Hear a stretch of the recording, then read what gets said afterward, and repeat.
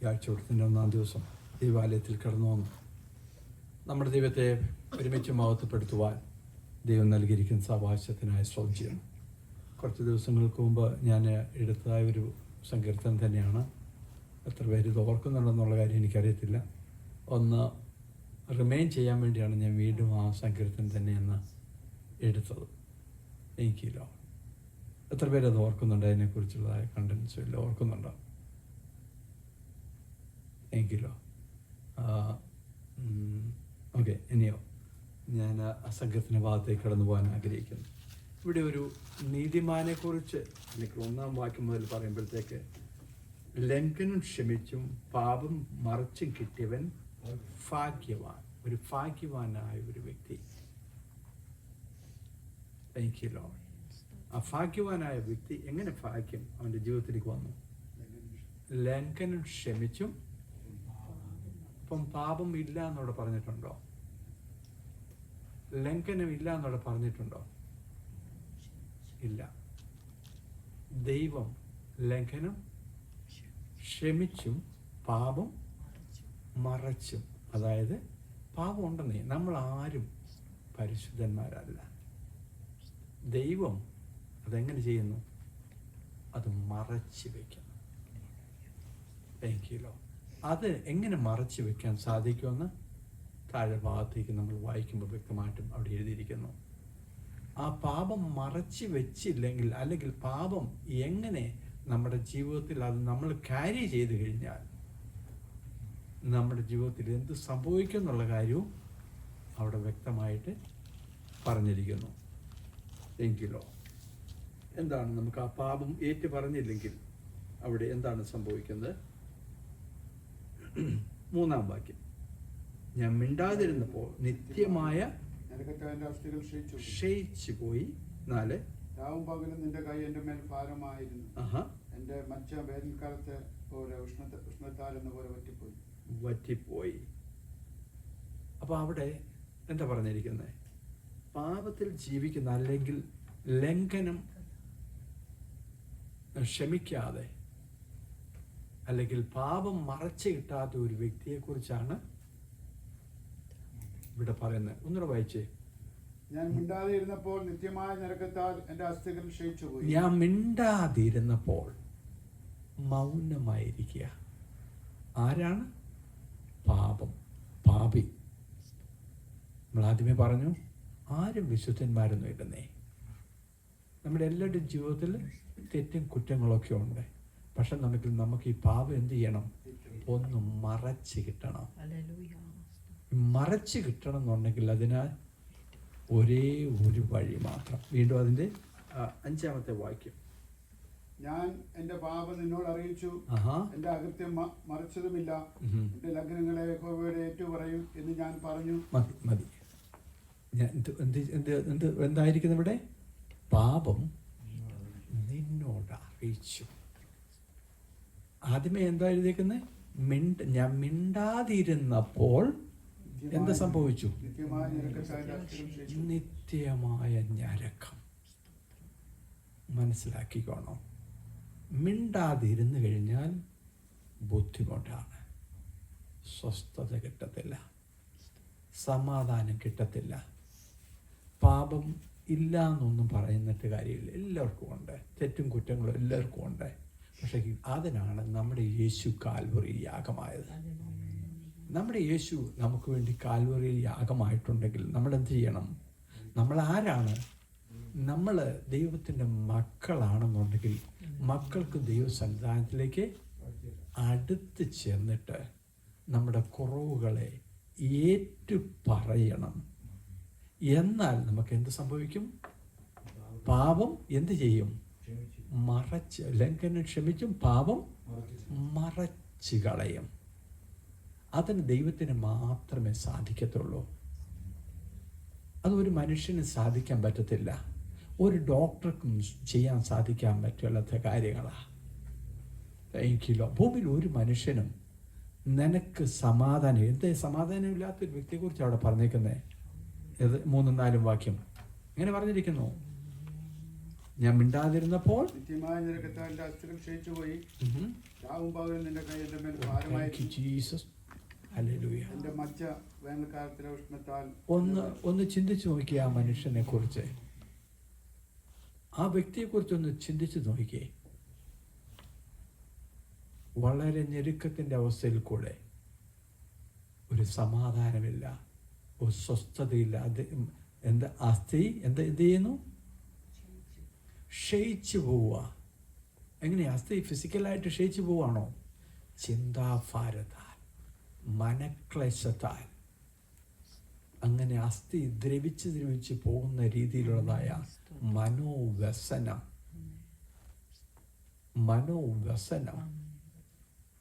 മനുഷ്യന്റെ ഹൃദയത്തിലേക്ക് കൊണ്ടുവരിക. ആരാണ് ഉത്തരവാദി? മനുഷ്യൻ തന്നെയാണ് അതിൻ്റെ ഉത്തരവാദി. അല്ലെങ്കിൽ ഇവിടെ പറഞ്ഞു കഴിഞ്ഞാൽ ദൈവ പൈതലെന്ന് പറയാം, പക്ഷെ എന്നുണ്ടെങ്കിൽ ലംഘനം നമ്മുടെ ജീവിതത്തിൽ, പാപം നമ്മുടെ ജീവിതത്തിൽ ഉണ്ടെന്നുണ്ടെങ്കിൽ, ഓക്കെ, അതിനെക്കുറിച്ച് പിന്നെ അതിൻ്റെ അടുത്ത പോർഷനൊക്കെ നമ്മൾ വായിക്കുമ്പോഴത്തെ ഒരു കാര്യം, നമ്മൾ ആരാ? അല്ലെങ്കിൽ ഇവിടെ 2 ഉദാഹരണം അവിടെ കുറിച്ച് പറഞ്ഞിട്ടുണ്ട്. അതിൻ്റെ 9ഉം 10ഉം 9ാമത്തെ വാക്യം. നിങ്ങൾ ബുദ്ധിയില്ലാത്ത കഴുതയെയും കോവർ കഴുതയെയും പോലെ ആകരുത്. നിങ്ങൾ ബുദ്ധിയില്ലാത്ത കഴുതയും കോവർ കഴുതയും പോലെ ആകരുത്. സോറി, ബുദ്ധിയില്ലാത്ത കുതിരയും കോവർ കഴുതയും പോലെ ആകരുത്. അവയുടെ സമയങ്ങളായ കടിഞ്ഞാണും മൂവപ്പട്ടയും കൊണ്ട് അവയെ അടക്കി വരുക കേട്ടോ. അല്ലെങ്കിൽ അവ നിനക്ക് സ്വാധീനമാകയില്ല. നിങ്ങൾ ഓർക്കുന്നുണ്ട് ഈ പോർഷൻ? ഈ കുതിരയ്ക്ക് ശക്തിയില്ലേ? ഈ കോവർ കഴുതയ്ക്ക് ശക്തിയില്ലേ? അതിന് ശക്തി ഉണ്ടെന്നേ. പക്ഷെ എന്നുണ്ടെങ്കിൽ എങ്ങനെയാ അതിനെ കൺട്രോൾ ചെയ്യുന്നേ? അവയുടെ ചമയങ്ങളായ കടിഞ്ഞാണും മുഖപ്പട്ടയും കൊണ്ട് അവയെ അടക്കി വരുക. എന്താണ് ഈ കടിഞ്ഞാണും മുഖപ്പട്ടയും മനുഷ്യൻ്റെ ജീവിതത്തിൽ, അല്ലെങ്കിൽ നമ്മൾ ഈ വായിച്ച പോർഷനിലേക്ക് കടന്നു വരുമ്പോൾ എന്താണ് അവിടെ എന്താണ് അവിടെ പറഞ്ഞിരിക്കുന്നത്? എന്താണ് കടിഞ്ഞാണും മുഖപ്പട്ടയും? പാപം. Thank you Lord. പാപം നമുക്ക് ശക്തി ഇല്ലാഞ്ഞിട്ടൊന്നുമല്ല. ദൈവം നമുക്ക് ശക്തി തന്നിട്ടുണ്ട്. ദൈവം നമുക്ക് അവകാശം തന്നിട്ടുണ്ട്. ദൈവം നമ്മളെ അനുഗ്രഹിച്ചിട്ടുണ്ട്. പക്ഷെ എന്നുണ്ടെങ്കിൽ കടിഞ്ഞാണും മുഖപ്പട്ടയും. എനിക്ക് ജീസസ്, ഈ പോർഷൻ ഞാൻ അങ്ങനെ വായിച്ചൊന്നുമല്ല. ഒരു ദിവസം ഇവിടെ ഇരുന്ന് കഴിഞ്ഞപ്പോഴത്തേക്ക് പെട്ടെന്ന് എനിക്കൊന്ന് വിനോദ് പാസ്റ്റർ ആരോട് വായിച്ചു കഴിഞ്ഞപ്പോഴത്തേക്ക് ഞാൻ പെട്ടെന്ന് പെട്ടെന്ന് എൻ്റെ മനസ്സിലേക്ക് വന്ന കാര്യം ഞാൻ പറയുന്നേ. പെട്ടെന്ന് ഇതിനൊരു ഒരു 5 മിനിറ്റിനുള്ളിൽ എൻ്റെ മനസ്സിലേക്ക് കടന്നു വന്ന കാര്യം ഞാൻ പറയുന്നേ. പലപ്പോഴും പലരെയും കൺട്രോൾ ചെയ്ത് പിടിച്ചു കെട്ടി ദുഷ്ടൻ അവൻ്റെ വഴിക്ക് കൊണ്ടുപോയിക്കൊണ്ടിരിക്കുക. അവൻ്റെ ഇഷ്ടത്തിന്. ആരായത്? വെളിയിലുള്ളവനല്ലെന്നേ. Thank you lord. ഒരു ദൈവവൈതലിനെ കുറിച്ച് അവൻ വഴി തെറ്റിപ്പോയാൽ, അവൻ്റെ കുറവുകളെ അവൻ്റെ ജീവിതത്തിൽ ഏറ്റു പറയാതിരുന്നാൽ, ഇവിടെ എന്താ ദൈവവചനം പറയുന്നത്? മടങ്ങി വരണം. Come back. Thank you lord. Come back. വന്നതിന് ശേഷം എന്താ ചെയ്യേണ്ടത്? ഇവിടെ പറഞ്ഞേക്കുന്നത്, ഞാൻ മിണ്ടാതിരുന്നാൽ ഓക്കെ, എൻ്റെ അസ്ഥികൾ. Thank you Lord. ഞാൻ അതിനെക്കുറിച്ച് ഇനി എക്സ്പ്ലെയിൻ ചെയ്യേണ്ട കാര്യമില്ലല്ലോ. നമ്മുടെ ജീവിതത്തിൽ നമ്മൾ ഓവർകം ചെയ്യണമെന്നുണ്ടെങ്കിൽ, പിന്നെ അതിനെക്കുറിച്ച് വീണ്ടും എൻ്റെ മനസ്സിലേക്ക് വന്നൊരു കാര്യം, 2ാം വാക്യം അതിനകത്ത് ഒരു പോർഷൻ പറയുന്നുണ്ട്. കണക്കിടാതെയും ആത്മാവിൽ കപടമില്ലാതെ ഇരിക്കുന്ന മനുഷ്യൻ ഭാഗ്യവാൻ. ഓക്കെ, ഇപ്പൊ യഹോവ അകൃത്യം കണക്കിടാതിരിക്കും. പക്ഷെ എന്നുണ്ടെങ്കിൽ അടുത്ത് നമ്മൾ ചെയ്യേണ്ട ഒരു കാര്യമുണ്ട് കേട്ടോ. ആത്മാവിൽ കപടമില്ലാതിരിക്കണം. Straight forward. That's very important. ആത്മാവ് പലർക്കും ബുദ്ധിമുട്ടുള്ള കാര്യങ്ങളാണ്. നമ്മൾ ഏറ്റു പറയണമെന്നുണ്ടെങ്കിൽ ഏറ്റു പറയുകയൊക്കെ ചെയ്യും. പക്ഷെ എന്നുണ്ടെങ്കിൽ ഏറ്റു പറഞ്ഞ് ദൈവം അത് പൊറുക്കണം എന്നുണ്ടെങ്കിൽ എന്ത് ചെയ്യണം? നിന്റെ ഹൃദയം, നമ്മുടെ ഹൃദയം ആത്മാവിൽ കപടം. B straight forward. നമ്മൾ ആരുടെ സന്നിധിയിലാണ് നിൽക്കുന്നത്? ദൈവസന്നിധിയിൽ നമ്മൾ നിൽക്കുമ്പോൾ ദൈവം നമ്മുടെ കുറവുകളെ പൊറുക്കണം എന്നുണ്ടെങ്കിൽ ദൈവം ചില കണ്ടീഷനോടെ തരുന്നുണ്ട്. എന്താ വേണം? എന്നിട്ട് വായിച്ചു. ആത്മാവിൽ കപടം. ഞാൻ അതിനെക്കുറിച്ച് എക്സ്പ്ലെയിൻ ചെയ്യേണ്ട കാര്യമില്ലല്ലോ. നമ്മൾ സാഹചര്യങ്ങളൊക്കെ വരുവന്നേ, നമ്മളെ കുരുക്കിയിടാൻ വേണ്ടി ഈ മുഖപ്പട്ടയും കടിഞ്ഞാണും ഒക്കെ കൊണ്ടുവരും. ദുഷ്ടൻ കൊണ്ടുവരും. അവൻ്റെ റൂട്ടുകളായത്. എനിക്കില്ലോ അവൻ്റെ റൂട്ടുകളാ. പക്ഷെ നമ്മൾ എന്ത് ചെയ്യണം? ആത്മാവിൽ കപടമില്ലാതിരിക്കണം. മുഖപ്പട്ട, അവൻ്റെ മുഖപ്പട്ടയൊന്നും നമ്മുടെ മേൽ കെട്ടാൻ നമ്മൾ അനുവദിക്കരുത്. നമ്മുടെ മേൽ അനുവദിക്കരുത്. ഇച്ചിരി ബുദ്ധിമുട്ടും കാര്യങ്ങളൊക്കെ വന്നേക്കാമേ. ദുഷ്ടൻ നമ്മളെ കെട്ടാൻ നമ്മളെ അനുവദിക്കരുത്. നമ്മൾ ഫ്രീ ആയിട്ട് ജീവിക്കേണ്ടവരാ. നമ്മൾ ദൈവത്തിൻ്റെ മക്കളാണ്. ദൈവവചനത്തിൽ പല പല അധികാരങ്ങളും അവകാശങ്ങളും എല്ലാം നമ്മുടെ ജീവിതത്തിൽ പറഞ്ഞു തന്നിട്ടുണ്ട്, നമുക്ക് തന്നിട്ടുണ്ട്. എങ്കിലോ എന്നാൽ ചില കാര്യങ്ങൾ ദൈവസന്നിധിയിൽ നമ്മൾ എങ്ങനെ ആയിരിക്കണം എന്നുള്ള കാര്യം വ്യക്തമായിട്ട് ഈ സങ്കീർത്തന ഭാഗത്തിൽ കൂടെ ദൈവത്തിൻ്റെ ആത്മാവ് നമുക്ക് ഇതൊന്നും മറക്കരുത് പ്ലീസ് എന്ന് നിങ്ങളോട് റിക്വസ്റ്റ് ചെയ്യുക. എങ്കിലോ നമ്മുടെ ഹൃദയത്തിൽ നമുക്കെന്താ വേണ്ടത്? എന്നെ കേൾക്കുന്ന എല്ലാവരും എങ്കിലോ അവരുടെ അവസ്ഥകൾ മാറണം. അവരുടെ അവസ്ഥകൾ മാറണം. നമ്മൾ റിയലായിട്ടും ദൈവത്തിൻ്റെ മക്കളായിട്ട് തന്നെ ജീവിക്കണം.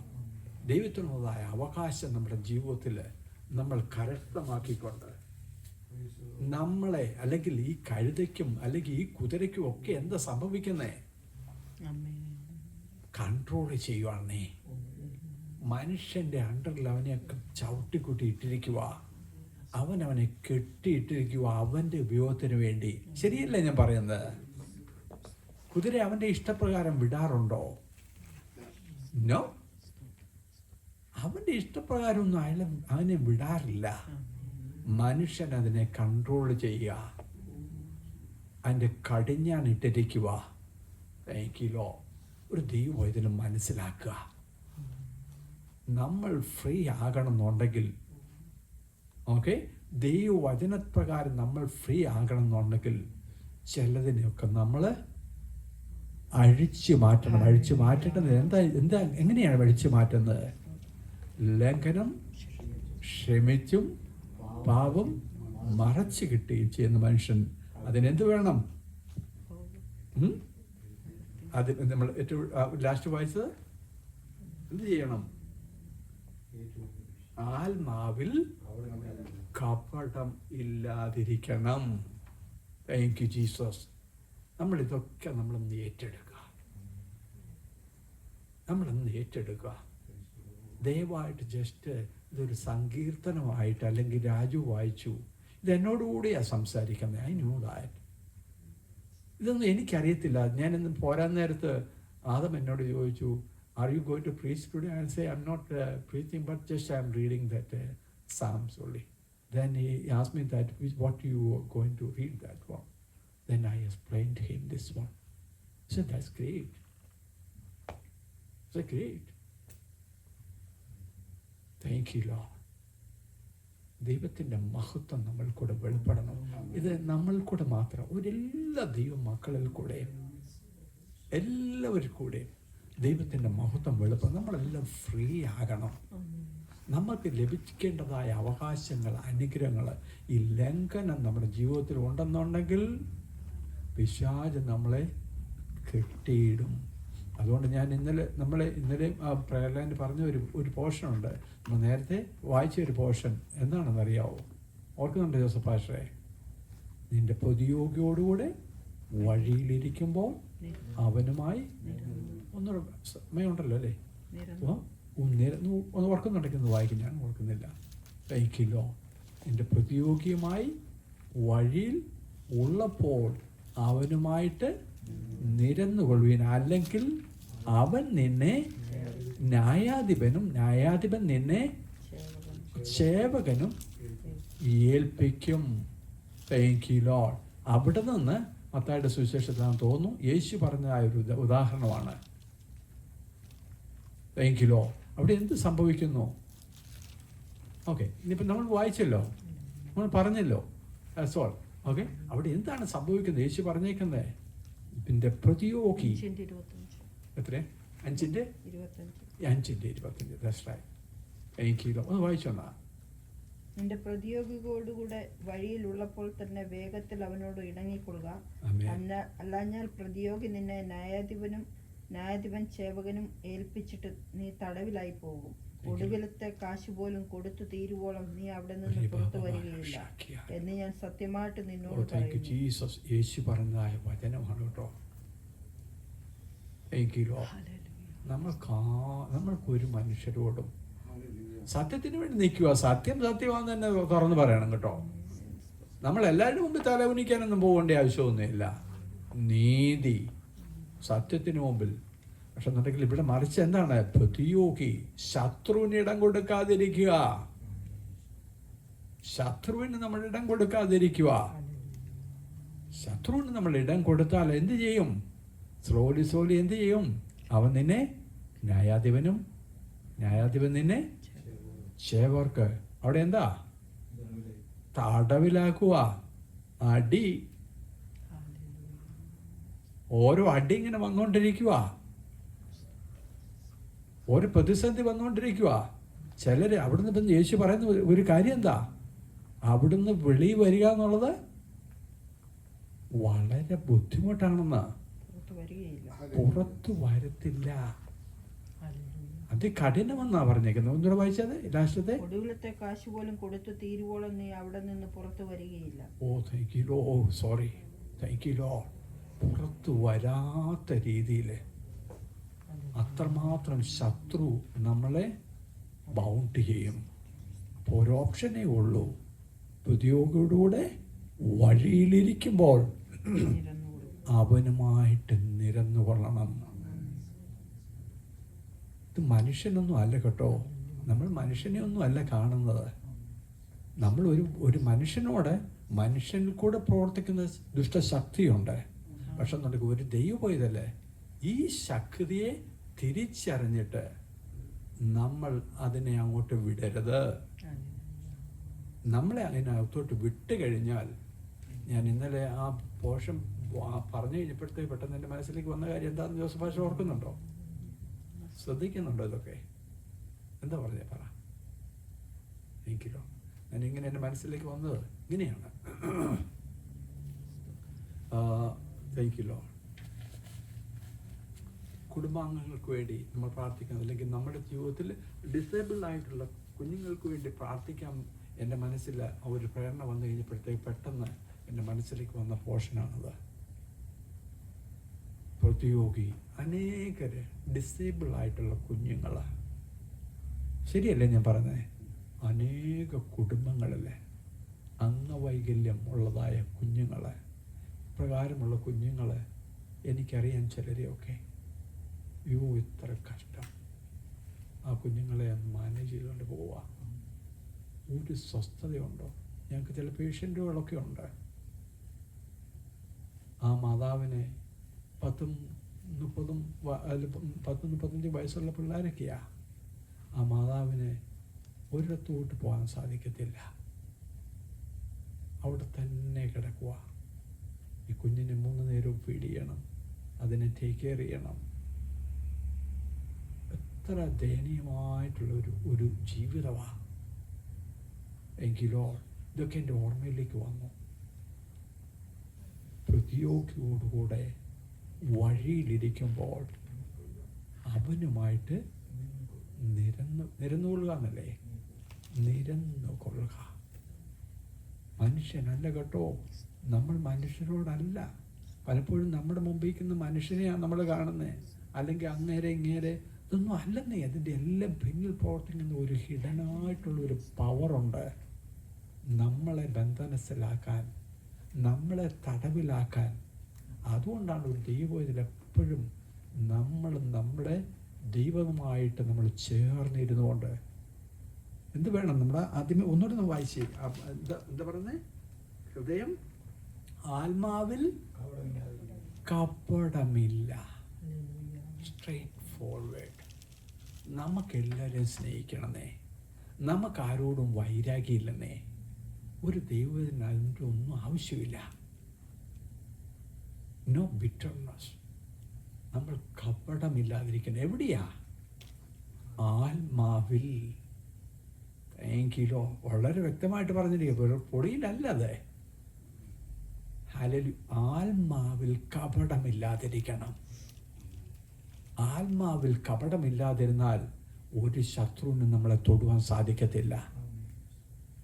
ഇപ്രകാരമുള്ളതായ ഒരു കുഞ്ഞു പോലും നമ്മുടെ കുടുംബത്തിൽ ഉണ്ടാകാനായിട്ട് ദൈവവചനത്തിൽ പ്രമാണമില്ല. അതിനായി ഞാൻ ദൈവത്തെ സ്തുതിക്കുന്നു. Thank you Lord.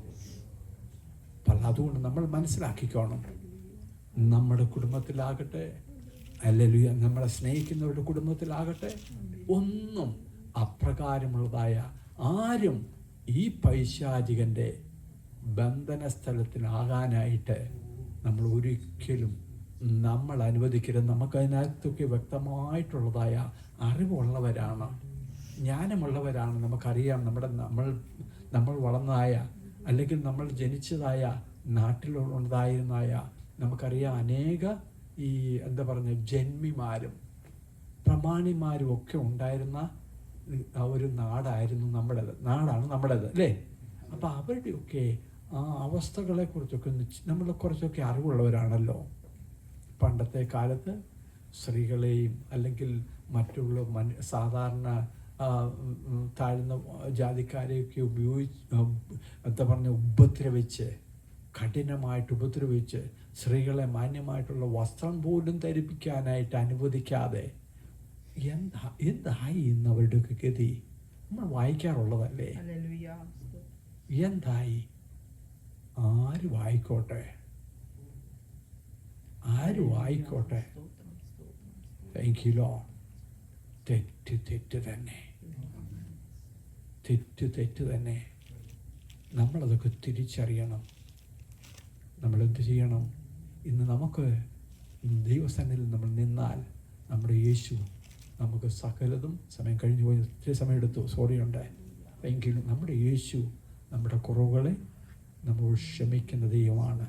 അതുകൊണ്ട് ഒരു ദൈവം ഇതിലെപ്പോഴും ഹംബിൾ, താഴ്മയായിരിക്കുക, ആത്മാവിൽ കപടമില്ലാതിരിക്കുക. ഇല്ലാതിരുന്നു കഴിഞ്ഞാൽ ദൈവം നമ്മളുടെ കുറവുകളെ നമ്മൾ ക്ഷമിക്കും. പിന്നെ ശത്രു നമുക്ക് മുഖപ്പൊട്ട കെട്ടാനും കടിഞ്ഞാണിടാനും ഒന്നും ദൈവം അനുവദിക്കത്തില്ല. നീ ഫ്രീ ആയിരിക്കും, നീ ഫ്രീ ആയിട്ട് നടക്കും. Thank you Lord. നീ ഫ്രീ ആയിട്ട് എൻജോയ് ചെയ്യും. പിന്നെ എന്താ ഡാഷ് പറഞ്ഞേക്കുന്നേ?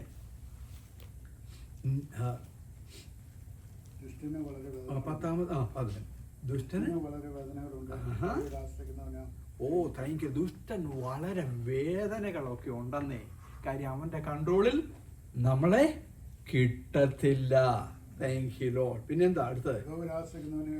നീതിമാന്മാരെ യഹോവയിൽ സന്തോഷിച്ചാനന്ദിപ്പീൻ, ഹൃദയ പരമാർത്ഥികൾ എല്ലാവരുമായുള്ളവരെ ഘോഷിച്ചുല്ലസിപ്പീൻ. ഹൃദയ പരമാർത്ഥികൾ. Thank you lord. 2-ാം വാക്യത്തിന്റെ ലാസ്റ്റ് പോർഷൻ, ആത്മാവിൽ കപടം ഇല്ലാതിരിക്കുന്ന വ്യക്തി. പിന്നെ 11-ന്റെ ഏറ്റവും പോർഷൻ, ഒടുവിലത്തെ പോർഷൻ, ഹൃദയ പരമാർത്ഥികൾ. ഇത് രണ്ടും ഒന്നല്ലേ? ഹൃദയത്തിൽ പരമാർത്ഥ ഹൃദയം, ആത്മാവിൽ കപടമില്ലാത്തവൻ. Thank you Lord.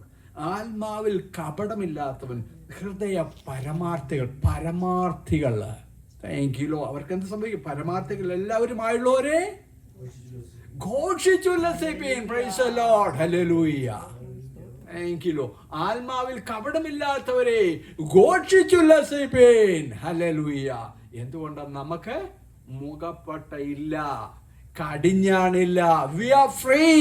Thank you lord. യേശുവിന്റെ രക്തത്തിലാണ് നമ്മൾ ഫ്രീ ആയിരിക്കുന്നു. Thank you lord. ഈ വചനങ്ങൾ അധികം നമ്മളെ അനുഗ്രഹിക്കുമാറാകട്ടെ.